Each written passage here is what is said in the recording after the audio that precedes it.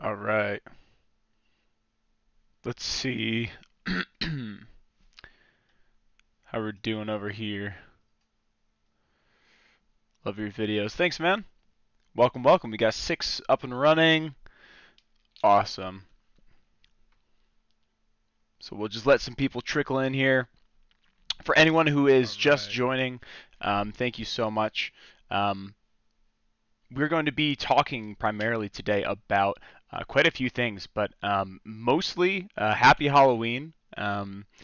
This video or this live stream is really going to be an opportunity for you guys to answer a lot of, or for us to answer a lot of your questions.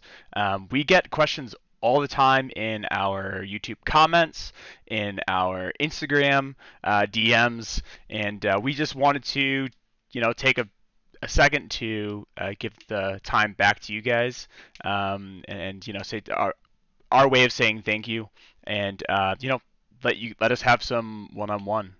So if anybody has any questions at all, please start dropping them in the comments. I do have a couple from my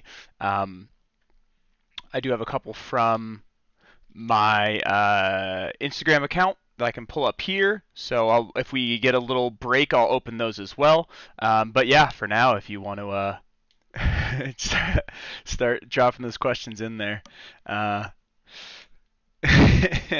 Zach Lee, broccoli farts or bean farts? Listen, I have to go with bean farts. I'm not gonna lie. I am a bean kind of guy. Let me see if I can get my. There we go. That should be better. All right, Sal. First question about performance mods. So he says, I have a 2020 WRX Stage 1 Plus with an MA Performance intake, and I want to go Stage 2 Plus with the top mount intercooler from MA Performance. Any ideas if this is reliable? Thank you so much. So it's a really common question we get about these staged packages. So essentially, if you look at Cobb, if you look at MA Performance, and I think there might be one or two others that out there that offer these staged packages. Usually, you're going to be starting with the intake, which is just the stage one plus tune. And then if you add on just the downpipe, it's the stage 2 tune. If you do intake and downpipe, or sorry, J pipe if you have a WRX, I'll be just saying downpipe. If you have the intake and the downpipe, it is usually the stage 2 plus. And then if you add the intercooler, the aftermarket intercooler, if it's a front mount or a top mount, that's the stage 3 plus. Now, most of the time, it's entirely dependent on who the maker is. If it's by Cobb, if it's MA Performance. One thing to keep in mind is that these tunes that they have, their OTS or what they call their off-the-shelf tunes, they are designed to be used with the exact parts manufactured by them.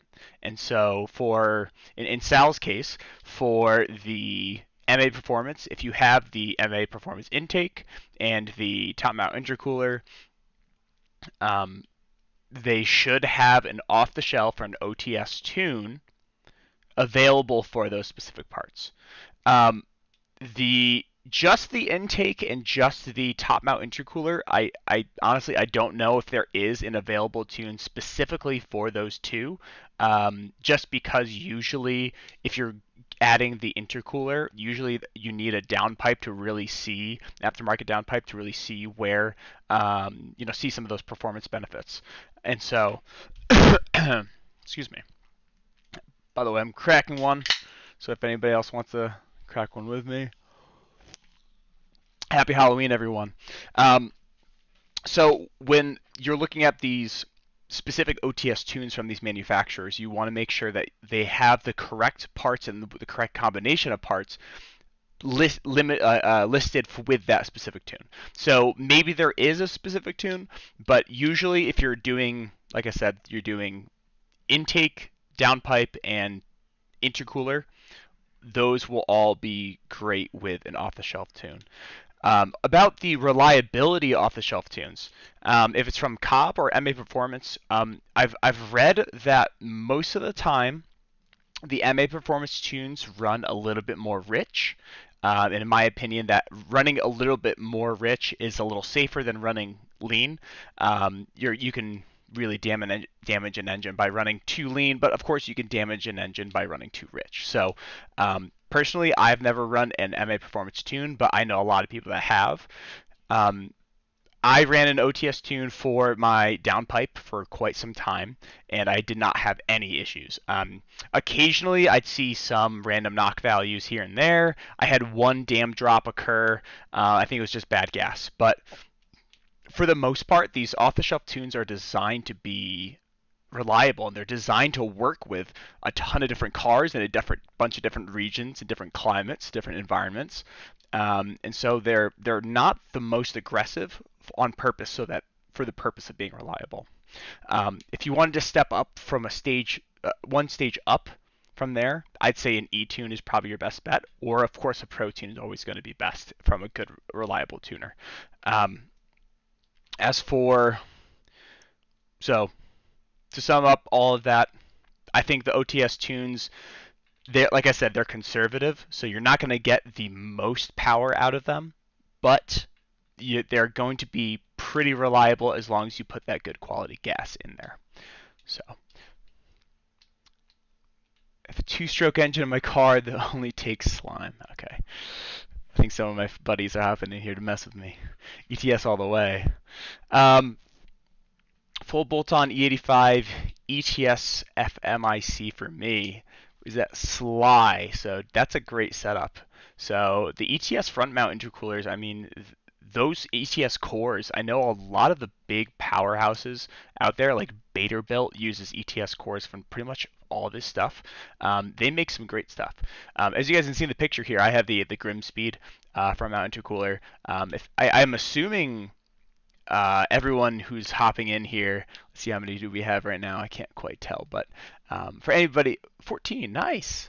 For everyone that's here, if you are new to the channel and you want me to do a rundown of what's on the car, yeah, just mention that in the chat. But I'm assuming all of you guys are familiar with the video so far. But full bolt-on E85 with an ETS front mount. That's a great setup, dude. So if you don't mind, I'm curious what your power numbers are. Drop that down in the comment there, Sly. Kevo McNish, I'm making 380 wheel horsepower on my 2015 WRX. Do you think you can break into the 11s? So I don't follow drag racing as much as most other people, but I do know that to get into the 11s, it's more than just having good power. It's also how strong is your transmission and your clutch setup. Like how hard can you launch it without slipping the clutch? It's reliant on that. It's how good can you shift. That's also a huge limiting factor. And then also, of course, the power. So to break into the high 11s, I mean 400 horsepower on an all-wheel drive car, and you have the right setup for the launch and all of that, and you're well practiced. I think it's possible, but again, I personally just don't really know too much about the quarter mile or drag racing or anything like that. Sly says build your block. So about that, IAG actually just released, or they just announced a teaser for pre-built FA20 short blocks and long blocks they're going to be coming out with. And I'll bet you they're going to be really quick to pick up the FA24 on the new platform when that comes out too, because their blocks are amazing. I'm sure there's some other ones. I personally don't really know any off the top of my head that make an FA20 block, but Crawford Performance, I think they might have one. There's a bunch of other ones, but I was actually doing some research because I was thinking to myself, you know, worst case scenario, you know, something happens with the car and, you know, I throw a rod or something like that or spin a bearing, you know, what would I do? And the first thing that came to mind was, well, maybe I can throw in a stage 1, stage 2 IAG reinforced block in there and see how that goes. And that'd be a lot of fun. But unfortunately, if I did that, I'd have to wait for it to come out. So hopefully it's coming out soon. But all right, next question here. Noel.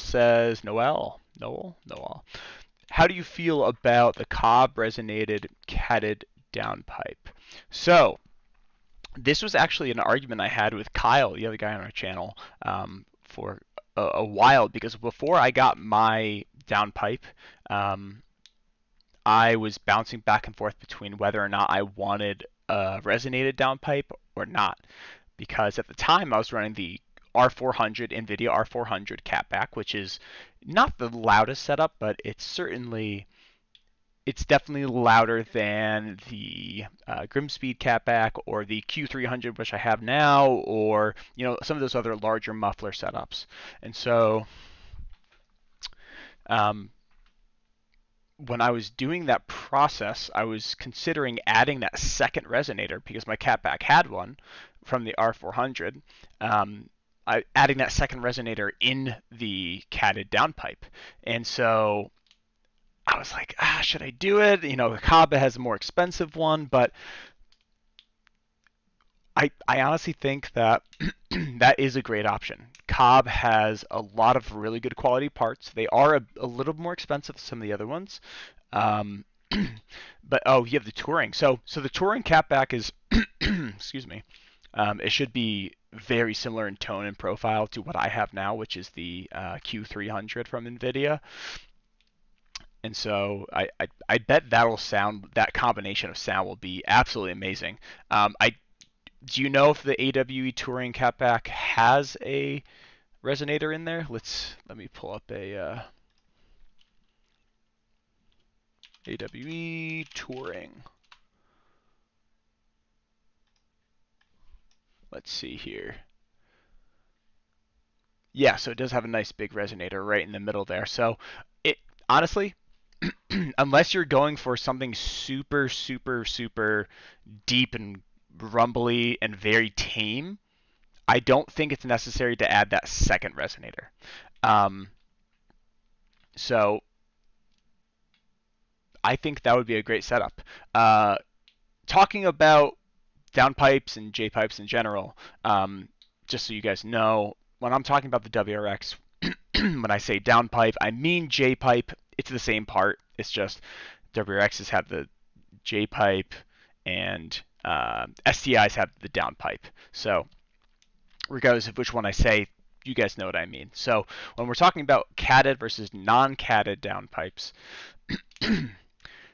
if you are trying to build and you're going all out, you're going big turbo, you're going external wastegates, you're doing, headers, if you're doing all those and you're going for like a really, really high horsepower build, sure. Get the catless downpipe. It might help a bit. But for any normal street car, a catted downpipe is going to help with reliability compared to a catless. The Subarus, if it's the FA20 or the EJ25 from the STI, both of these engines and pretty much the entire Subaru platform has the issue of boost creep if you use a catless downpipe.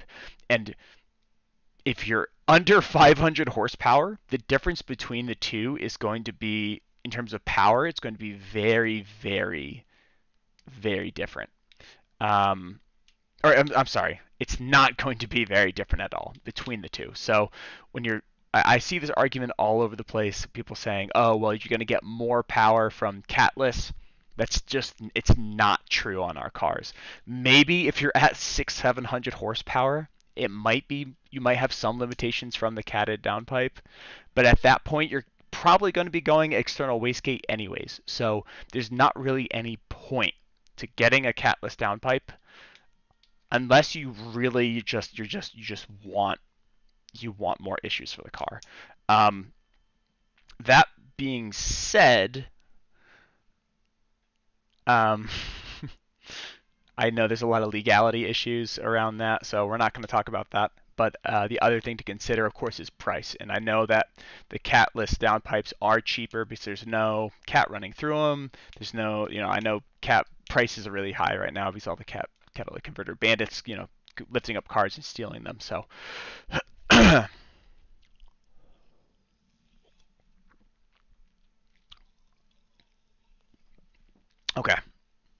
So you said there's no drone at all. Under impression that resonators are good for presenting. Yes, resonators. There's that's also another common misconception. So a lot of people say resonators make your car quieter. They actually don't. Resonators help remove the highest end frequencies from your car, from your exhaust note. So resonators are really just designed to help reduce drone when you're cruising, when you're windows down on the highway or windows up on the highway, when you can hear it.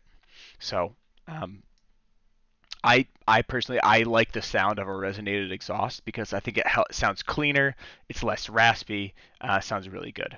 Now, if you already have that Subi Rumble from EJ25 from an STI, you might want to let that beast growl a bit more without a resonator. But resonators are for tone and quality and the type of sound from your exhaust.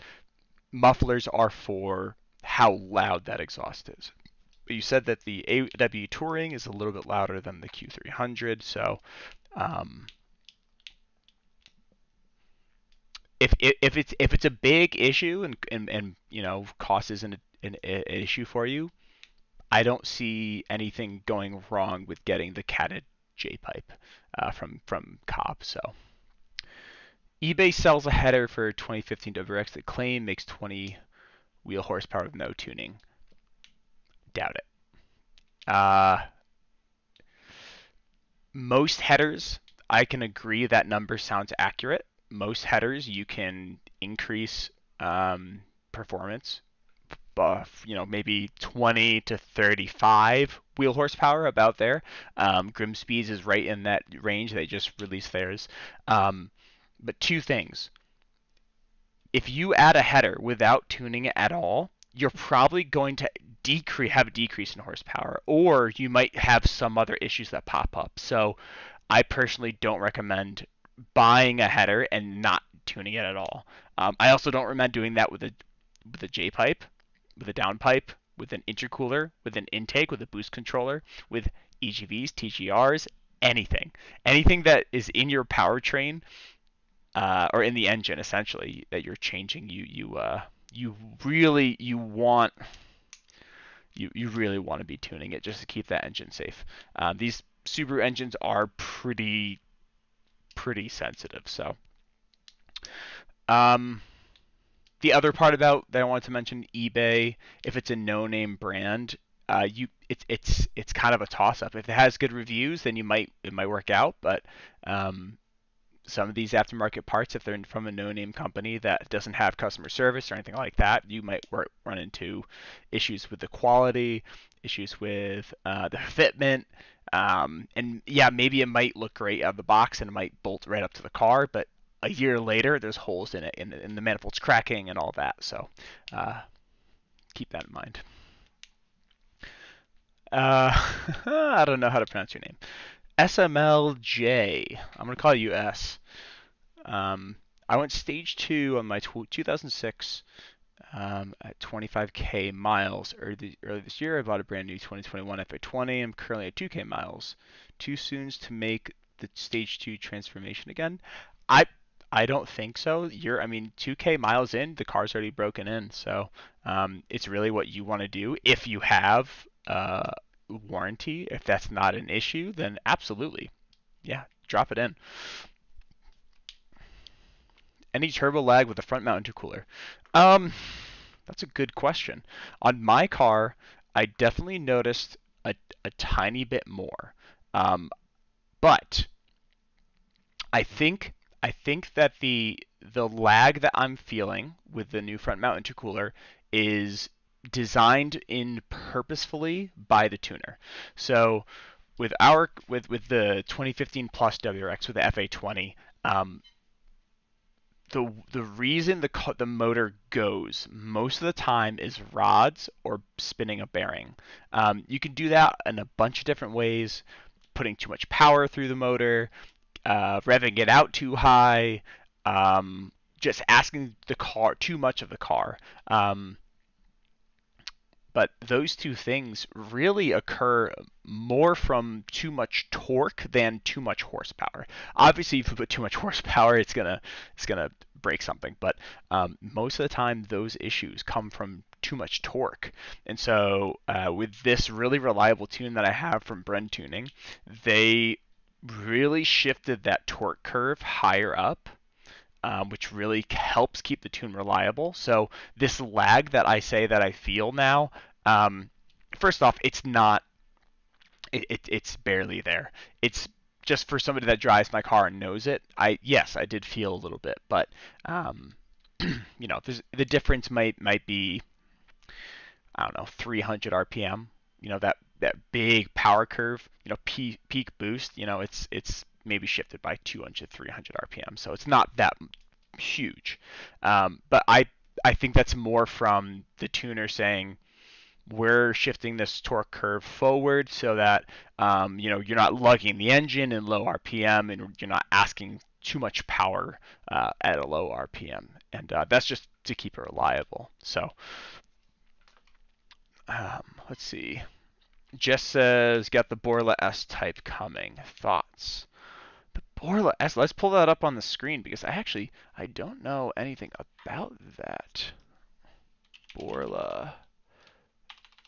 I know Borla as a company. They do make some really good quality stuff. Borla S type. Let's see. Can you guys see that? Yes, you can.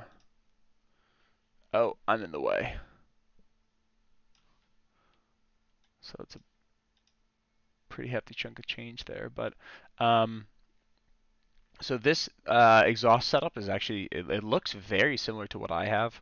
The only difference I see is that this does not have a resonated midsection, resonated mid-pipe, unless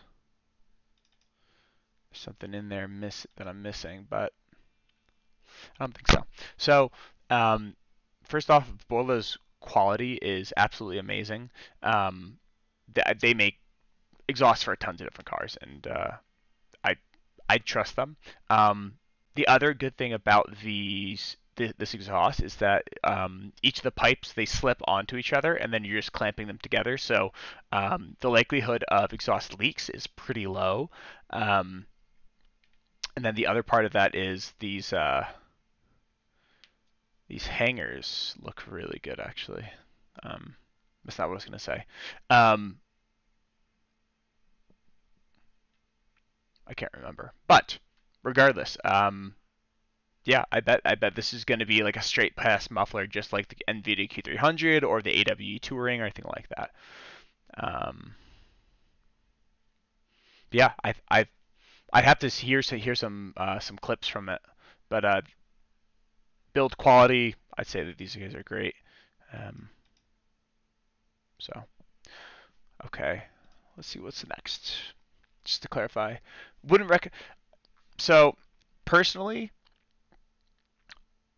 the way I see it is, if you are very worried about the car being too loud or too raspy or whatever, yeah, it wouldn't hurt to do a double resonator setup.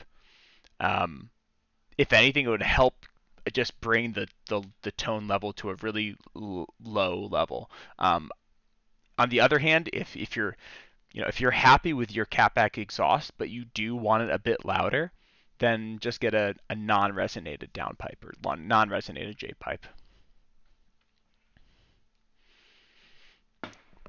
Ooh, somebody just shut off a firework right next to me.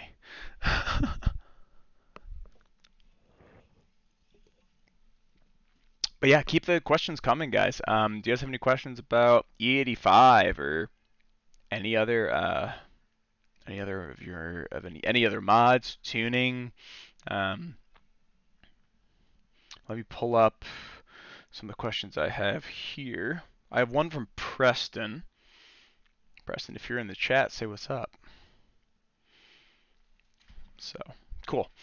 So Preston asked on Instagram, I was told that for adding power mods, it's not as simple as adding a downpipe and intake and access port. If you want to do it right and reliable, I should upgrade the fuel system. If you don't, you will hit the max injector duty cycle. Pick either intake or downpipe, but not both with the stock fuel system. Is this true for 2015 plus WRXs, aka FA20? So this is actually a really good question because there is a lot of misinformation online just because of the fact that the EJ25 platform was around for so much longer than the FA20 platform was. The EJ25 was in these cars, well, the EJ207, the 20, 205, all the EJ engines were in these cars for since the 90s. And so tuners have been able to work with these engines, more than just tuners, the people who own the cars as well. They're able to do so much with that platform. And I kind of make joke and make fun of the EJ quite a bit, but because I'm an FA20 guy, I kind of like it. But at least I don't have to buy head gaskets all the time. I'm kidding. If anybody's an STI owner, I was actually looking at one recently, so don't take it to heart. But because the EJ20 and the EJ platform was around for so much longer, the information that's out there in the community on forums, in the Facebook groups, and a bunch of stuff like that, the information out there is a lot of it is more geared towards the EJ, and so some of those rumors, some of those myths, some of those, and some of them are based in fact. Some of that information about the EJ is kind of leaked over into the FA20 platform as well. So, to answer his question, if you want to do it right, should I upgrade the fuel system? In my experience, you don't need to upgrade the fuel system on the FA20 unless you're going for E85. I'll talk about E85 specifically. I'm going to write a big note right here. I have a big notepad, so we can circle back to that. E85. Okay. But long story short, if you're doing a pretty standard build, right? If you're keeping the stock block, if you're keeping the stock turbo, if you're keeping stock headers, but you're doing full bolt-ons other than that, and you're running just normal gas, on this car you don't need fuel system. On the EJ20, on the new STI, that is absolutely true, where you will max out your injector duty cycle well on the EJ series or the EJ platform well before you have limitations from other parts on the car. So for a stage 3 or a stage 2 plus STI, you do need to upgrade your injectors. I think you might need to upgrade the fuel rail and maybe the distributor, high pressure fuel pump. I don't know, but I do know that statement is correct. So again, for the FA20, I really don't think you really need to do much on the fueling. Now, if you're going for E85 or switching to ethanol, this is also really important because not all the parts on the car of an FA20 are compatible with ethanol. Namely, the fuel pumps, and I say both because the high pressure and the low pressure, both need to be replaced if you're running full 100% E85. And then also, I do believe you need to upgrade the injectors as well. For a blend, so what the setup I have on the car, so I do have a flex fuel kit. I am running right around E60 of blend. And that's kind of my target every time I go to the gas station and fill up. So an E60 blend, with that amount, you're not damaging any components except for the long-term reliability of your low-pressure fuel pump in your gas tank. So I did replace that, but for this build, I don't really even have to upgrade my high-pressure fuel pump unless I really want to, or my injectors. So just so keep that in mind. And thank you, Preston, for that question. Jess had another question. If you run 93 octane,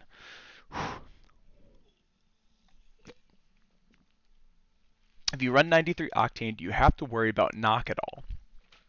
This is a really, really good question, actually, because essentially, octane has a pretty direct effect. So the gas quality overall has a direct effect on knock and on DAM, so dynamic advanced multiplier.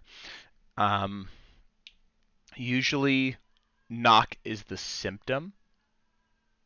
DAM is the result of that symptom. Is DAM is pulling timing. So you have a result, you have a DAM that's less than 1.0. It's the result. It's the result of a knock or an issue in the engine. So 93 octane versus 91 octane, or 92 if you have it. The minimum that anyone should run in these cars long term is 91 octane, I think. If it's completely stock, 91 is fine if that's all you have in your area. But if you have 92 or 93 available, I recommend running it. The key to remember is that the tune you have on the car, and if you're completely stock, you don't have to worry about this. But if you have an off-the-shelf tune, if you have an E-tune, if you have a Pro tune, you have a Dyno tune, if you have any of those tunes are designed with specific gas quality in mind, a specific octane rating in mind. So if you go on the Cobb website, the MA Performance website, it's going to say Stage 1 Plus 91V something, version 5 or something. And then they'll have the 93 version.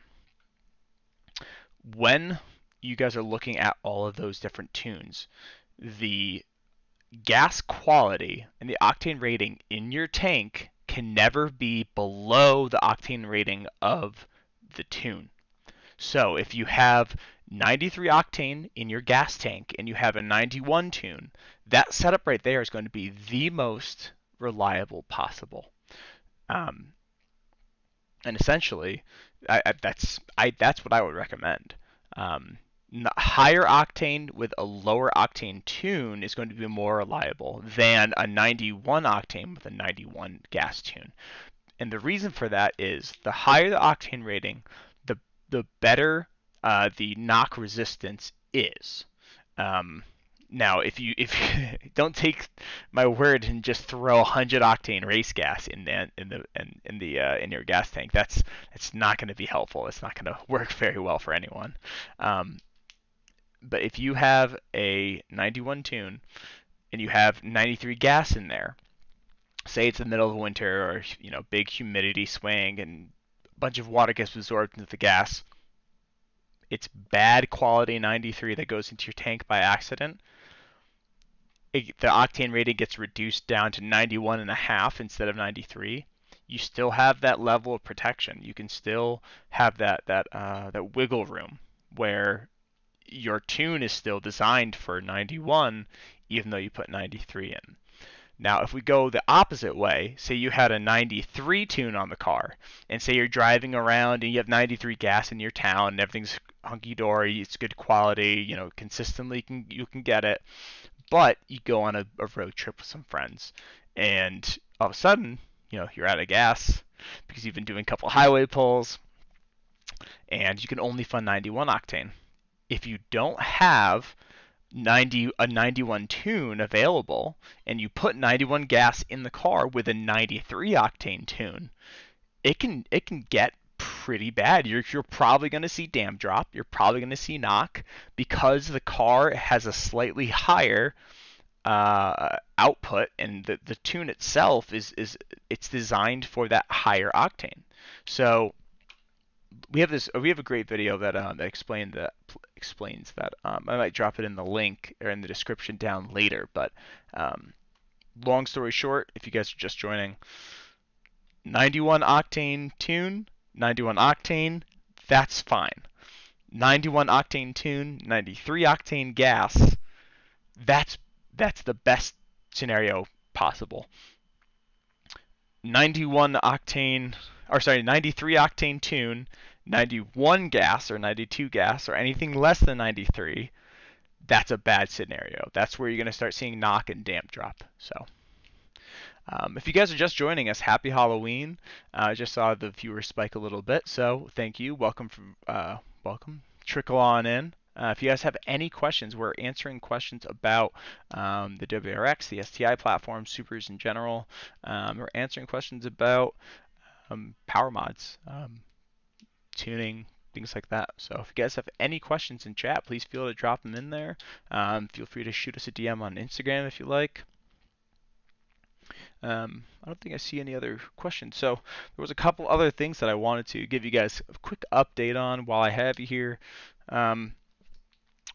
First off, just want to say sorry for not uploading a video the last couple weeks. It's both of us have been incredibly busy. We have a lot of stuff going on in our personal lives right now, and we're still trying to figure out a good upload schedule with us being split in different areas now. But the other part of this that we have to, remind people of is that running a channel like an automotive channel, it costs money.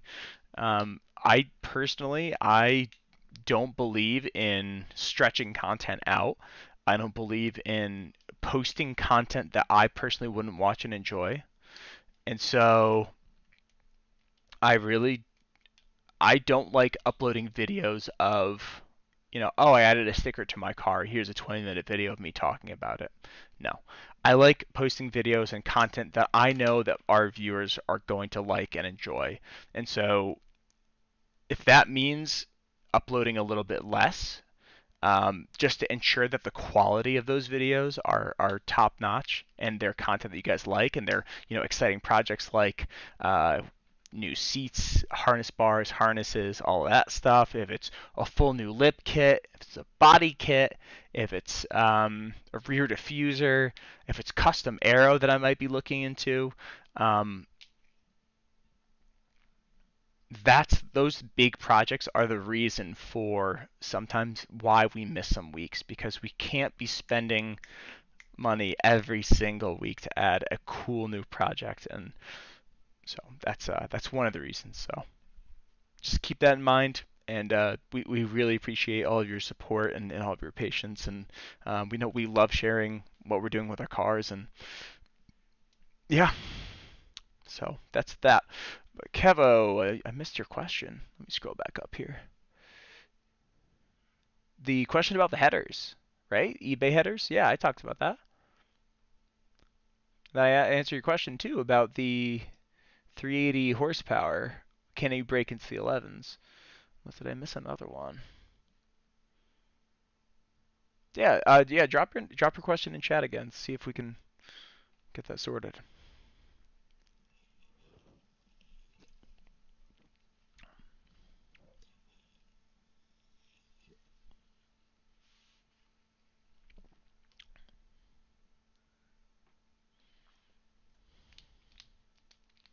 And there is a bit of delay here, so let's see.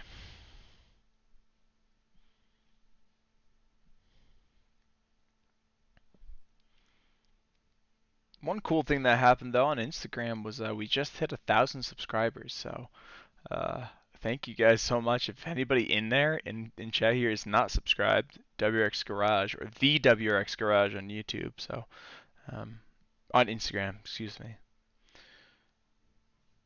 So keep that in mind. But thank you.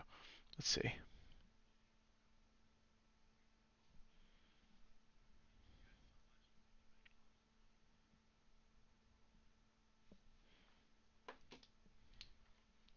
Finn asks, why is leaded gas illegal? I don't think it's illegal. It's just not designed for use in normal cars.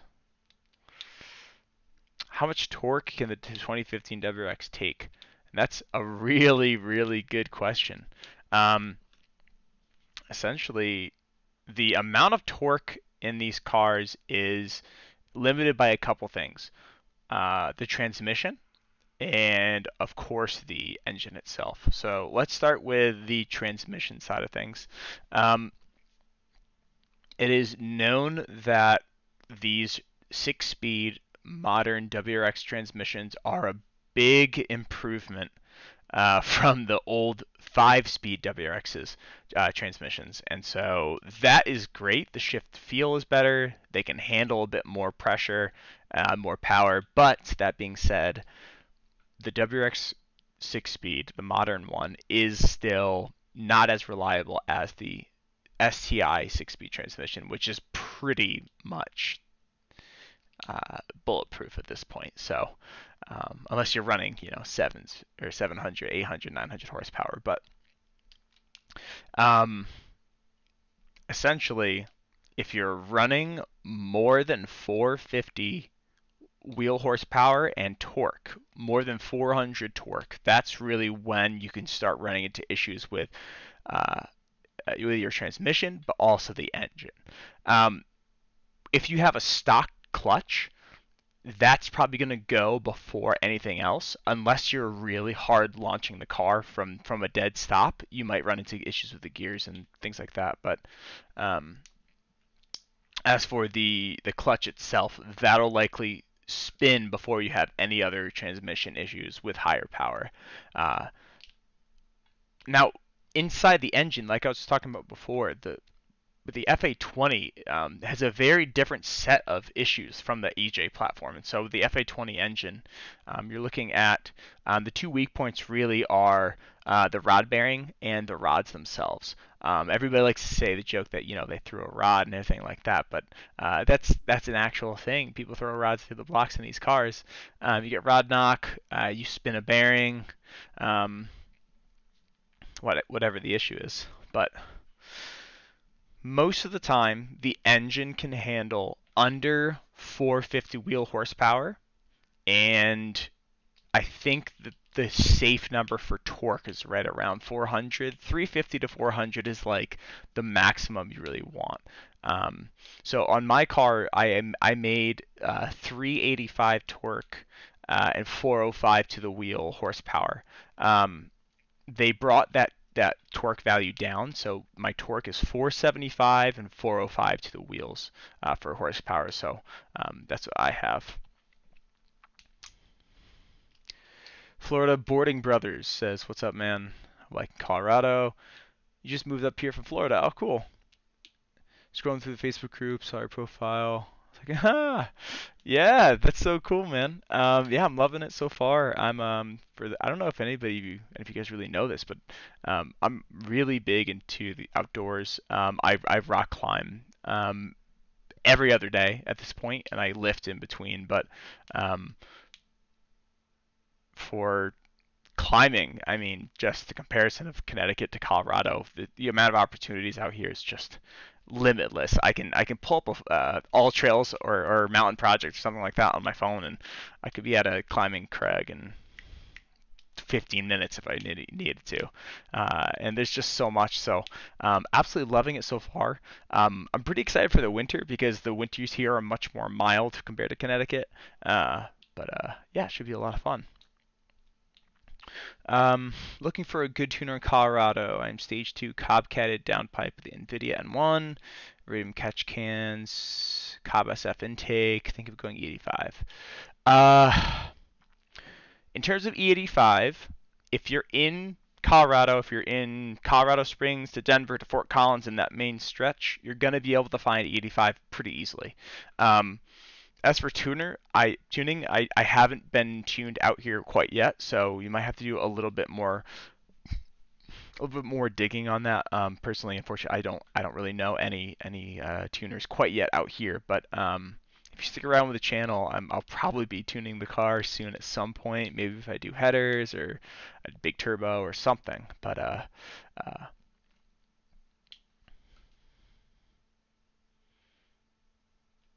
let's see. There's Nick Presby message retracted. I don't want to know what that is about. Uh, Noel says I rock climb all the time at Central Rock. Nice. Nice. That's where I used to climb too. That's so funny.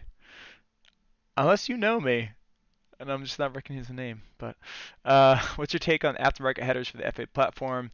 I know we already have equal length, but are they worth the price tag? It's a good question. I mean, they're pretty pricey. They're like what, 650, 700, 800 bucks for aftermarket headers. Um, Hmm.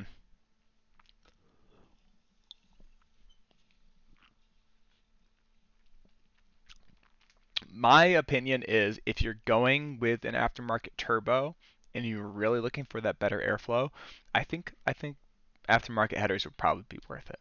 Um, Other than that, they're really not going to add too much power on a stock or a full bolt-on car. Um, the stock block isn't. If you have it built block, I absolutely think headers are worth it.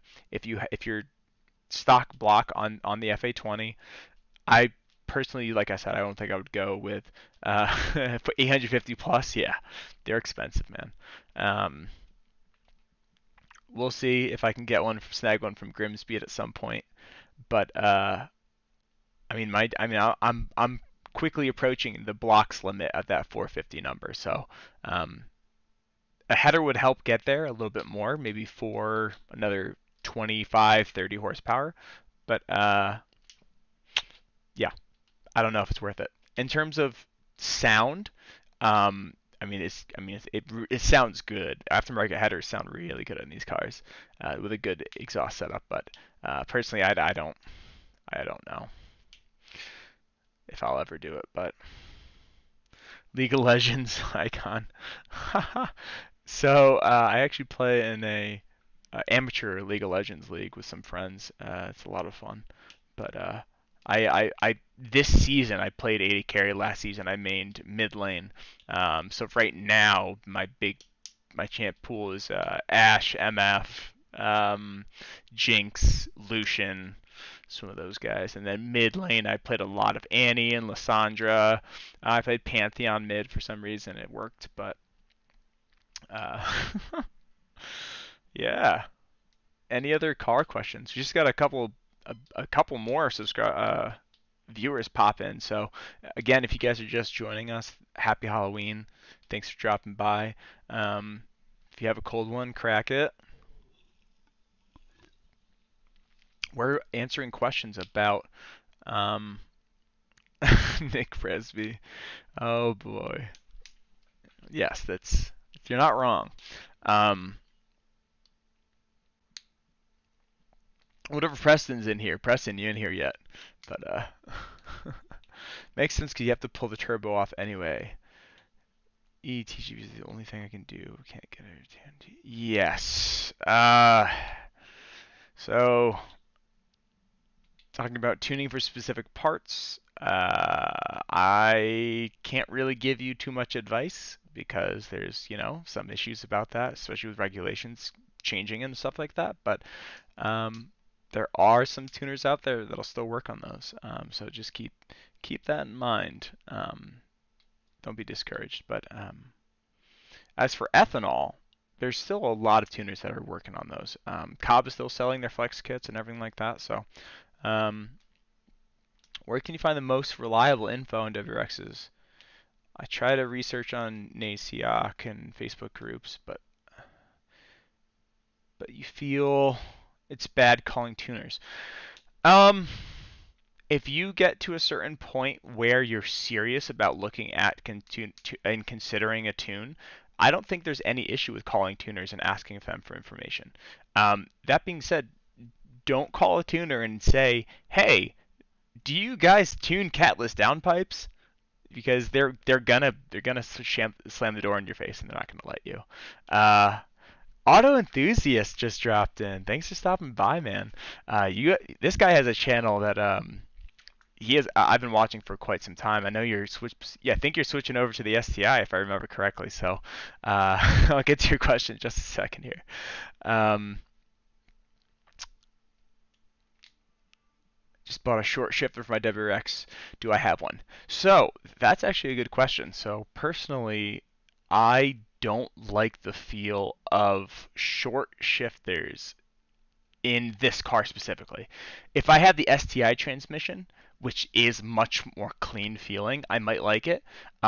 With the WRX transmission, the way I have it set up, I have aftermarket bushings, which are pretty aggressive and they're pretty solid, and I have the shift stop pretty tight on both sides. So my gates are pretty tight, when you have a setup like mine and the way I prefer it, a short shifter gives you less leverage to go into gear. So I have that big Race Eng, whatever their brand name is. Great quality. They're really heavy weighted shift knob, and I like keeping it a little bit taller because that gives you more leverage. The longer the lever, the more the easier it is to move with your hand. So um, that's what I'm doing. But yeah, auto enthusiast, catted or catless? I talked about this a bit earlier, actually. To reiterate, uh, for a standard build full bolt-on, I would just say catted downpipe or catted J pipe, just because it's more reliable. You don't have to worry about boost creep. You don't have to worry about emissions checks. But you do have to pay obviously a little bit more for them. So uh, absolutely. Let's see. Hit up Map Miner. Yeah, Map Miner's absolutely a great resource as well for answering some of those questions. Um, Noel, back to some of your questions, or your question before. Where can you reliably find info? I mean, you you can ask us anytime we do. We're going to be doing a series of these kind of Q&A sessions moving forward with a live stream. So next one we're going to be doing is um, talking more specifically about fitment. We're going to be doing an entire Q&A series on fitment about specific wheels and tire setups for you guys and suspension setups for you guys to ask questions about that. So keep that in mind for the future. But yeah, definitely just doing some general research on Nasiak is good, but I feel like some of the guys over there are a little elitist, and they take things super, super, super seriously. If you go on the Facebook groups, it's kind of the opposite direction where a lot of people are just kind of goofing off in there. And if you ask a question about what kind of oil to use in your next oil change, you will be decimated with memes. So um, you kind of got to take the good with the bad sometimes. Finding a good Subaru group in your area where you know some of the people in there, or they might just be able to help you out. And as always, feel free to ask us questions through our Instagram or in the comments of our videos. We're still reading every single YouTube comment on all of our videos. So um, Mike says he's not expecting their handouts, tuning, TGV. Yeah. I love brand tuning. That's all I can say. They have been absolutely wonderful to work with when I was out there, and when I moved out here, they did a tune refresh where they updated my tune for the altitude and for the added front mount intercooler. So they really took care of me, and I can't thank them more for that. So if you guys are in the Northeast, brand tuning, absolutely. S15 gang, what's up, Nick? Thanks for hopping in, man. Let me stretch my back here. It's getting a little dark in here, but I just saw the viewer spike again. So if you guys are just joining, happy Halloween. Welcome to the stream. We're just hanging out, answering some questions. If you have any questions at all about WRXs, about Subarus, make sure you drop them in the chat there. And yeah. Let's see.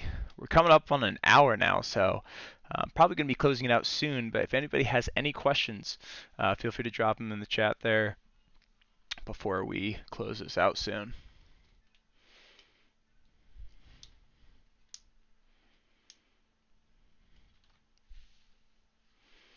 What are my thoughts on eTunes?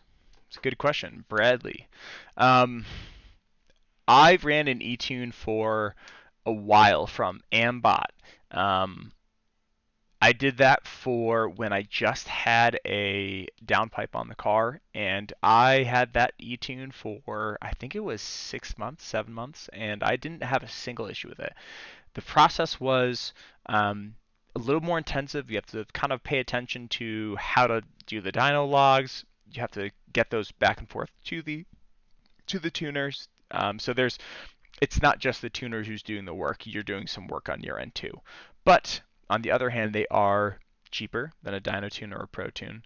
Um, and I honestly think that with the right tuner, you can get the same amount of reliability and quality out of that tune from an e-tune. And the tune I'm running right now is actually from Bren Tuning. They did an e-tune, like I said, to update the car for the altitude out here and for the added front mount intercooler, which I did. So honestly, if you have the right tuner, I think an e-tune's a great option.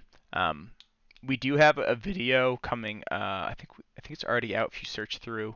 We have a video that explains each of the three kinds of tunes: the off-the-shelf, e-tunes, and pro tunes or dyno tunes, and what are the pros and cons of each one. So definitely go check that out if you have any more questions on that. How many miles are I'm just about to hit 70K, so I'm at like 68, 69K on the car right now. So pretty low mileage. I work from home full time, so I don't do a ton of driving except for climbing trips back and forth to the gym and things like that. But 113K is if you don't mind, Lizer. What do you have on the car? Do you have anything done to it? Have you had any issues? Oh, making 368 93 tune by Prime Motoring. Prime Motoring is amazing. They're the guys who built that new FA24 uh, FA24 on from the Ascent, and they threw that in a Crosstrek, and they made like 500 horsepower easy, and they haven't even torn the block open to look at the internals yet. So 18 STI trans. So I thought about doing a trans swap, and it might still be on the books, just for fun. If I can get an STI pallet or a trans pallet with everything I need, get that shipped over here, I might still do a trans swap. But it's yeah. How do you like it? How's the car running at 113K miles? That's an awesome healthy number.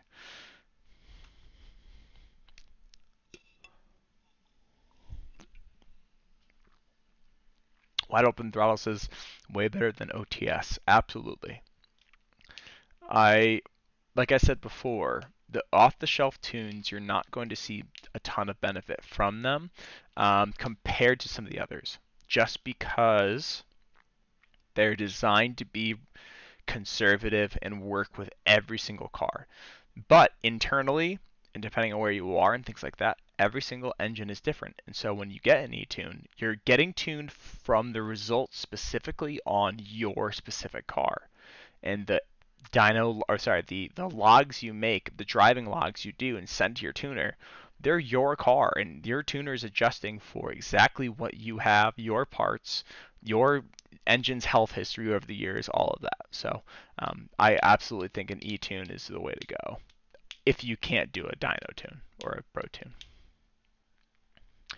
What do I think of the 2021 Supra versus my WRX? Oh, I don't. What are the numbers for a 2021 Supra?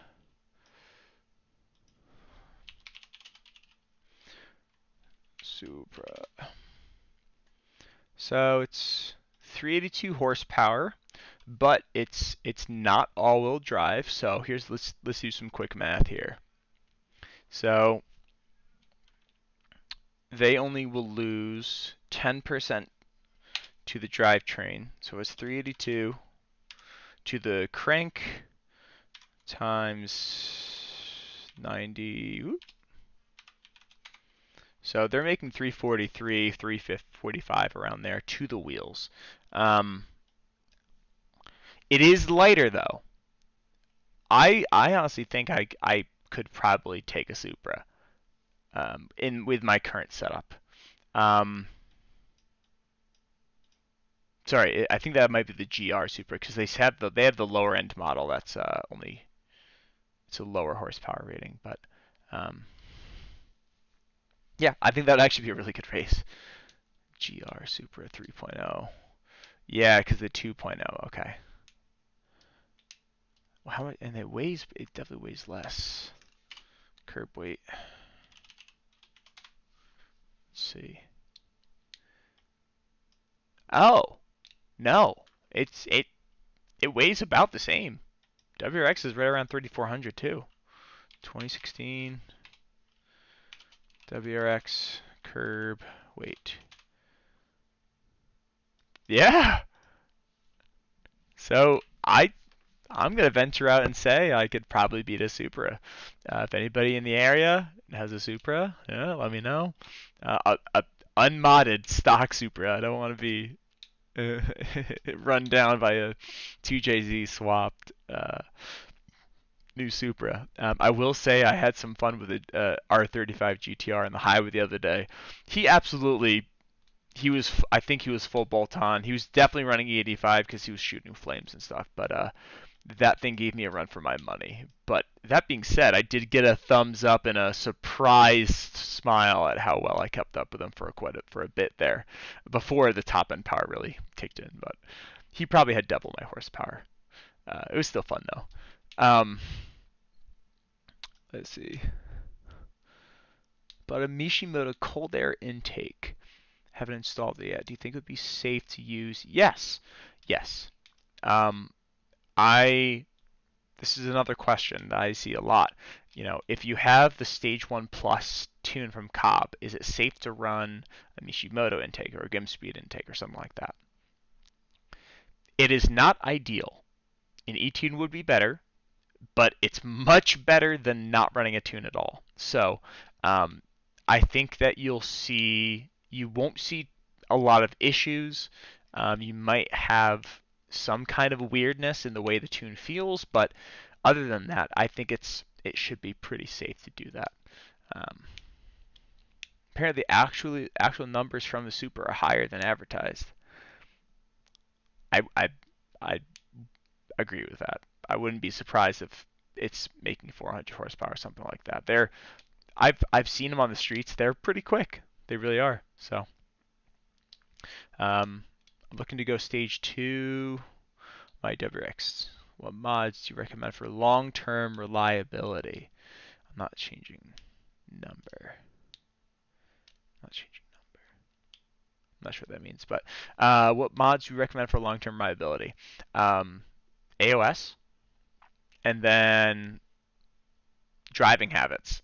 That's the only two things I would say for reliability. Oh, third thing is a good quality tune. Um, Good quality tune from an e-tune where you're not asking for the maximum amount of power, you're asking for good power with reliability. That's going to be the most important thing.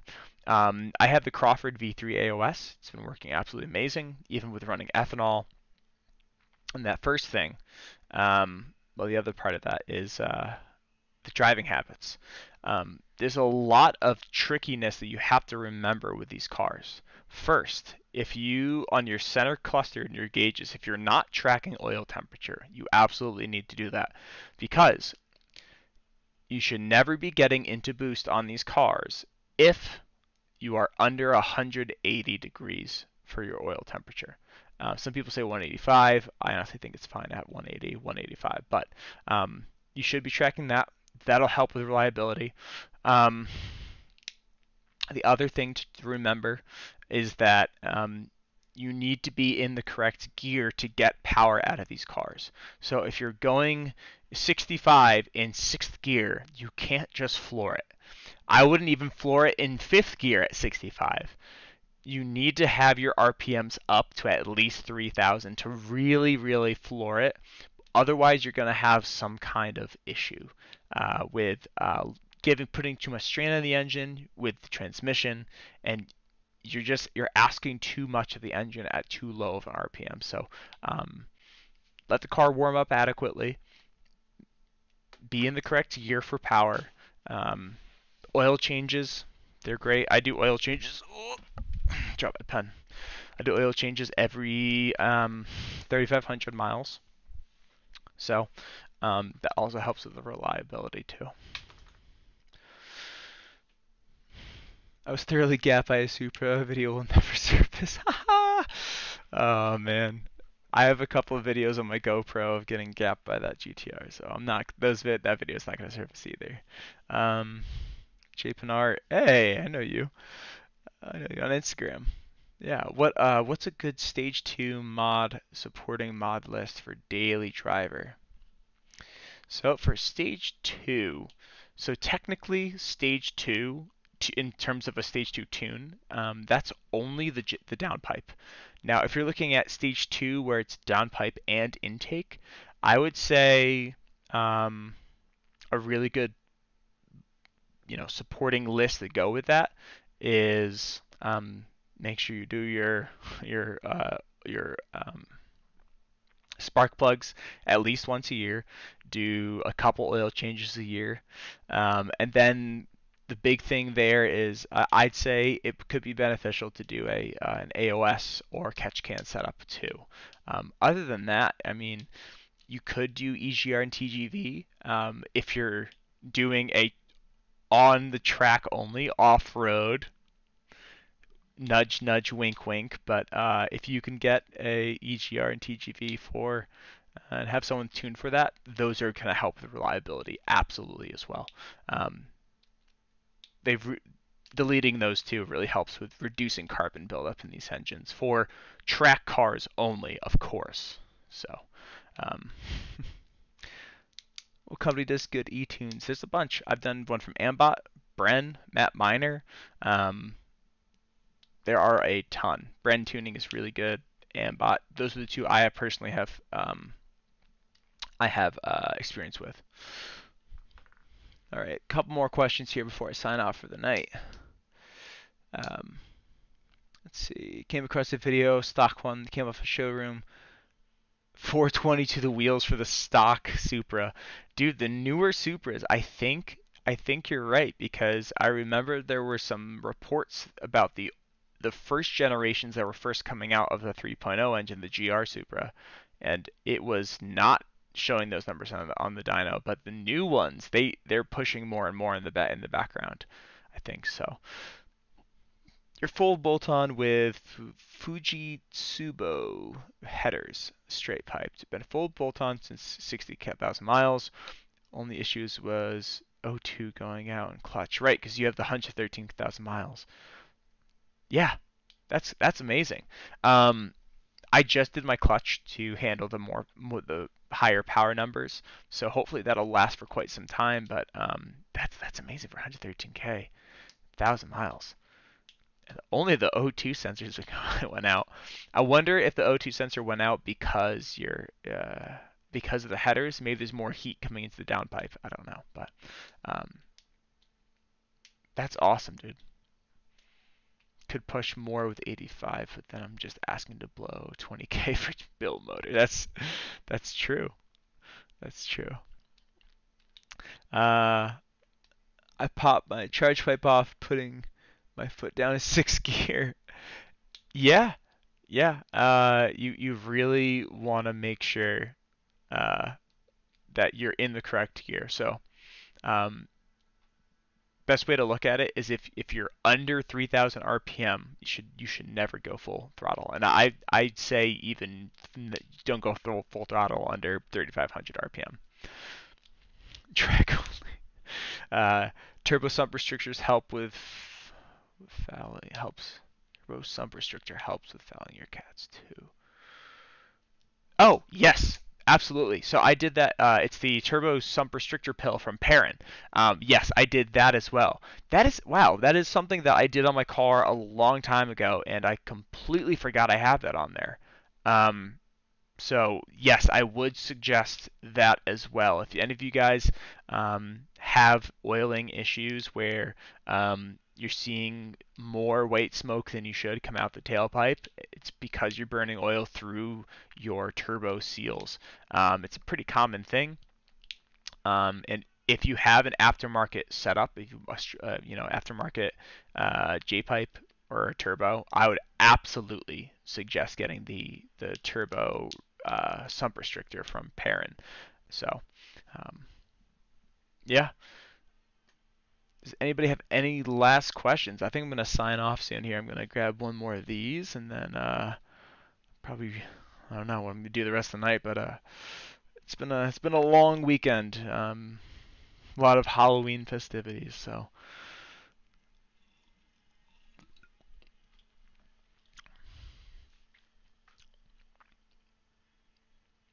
15. That's so crazy that 15 of you guys are stopped by to hang out. Thank you so much. We're working on it. We are actually I'm thinking about developing this community a bit more and trying to do live streams more often. So I might upgrade my camera, do a better lighting setup so it's a little bit brighter.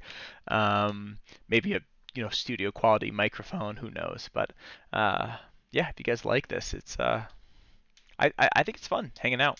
Um, just chilling, doing some live streams. I thought there's probably a bunch of people hanging out in their houses right now for Halloween night on a Sunday night. So I'm sure most of you guys went out on Friday and Saturday instead, like I did. So I figured I'd do a live stream. But thank you so much for everyone, all of you guys who have hung out for the last hour now.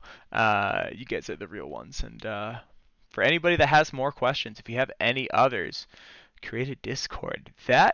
Actually that is actually a really good idea. I use Discord all the time. Um, I am creating a note here. So we do have the Facebook group.